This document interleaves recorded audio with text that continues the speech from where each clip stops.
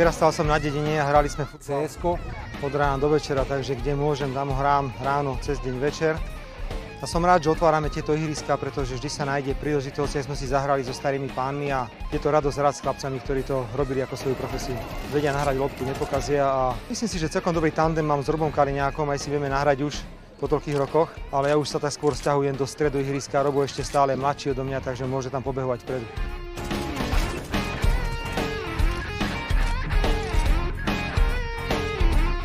Niekedy to vychádza tak, že hráme CS-ko po večeroch, keď máme takto kampaň aj každý večer a inokedy sa k CS-ku nedostaneme 3 mesiace. Záleží od toho, aká je doba, čo sa deje. Ale kľudne, keby niekto chcel hrať CS-ko, môže mi zabúchať ráno o 3:00 na dvere a určite nepokazím partiu. Pele, ja naozaj nerozumiem, čo si robil túto hru. Úplne si to dosral, ak mám byť úprimný. Pozri, všetci ťa kamerujú. Teraz sa pekne môžeš hanbiť. Každý videl, čo si tam vyviedol.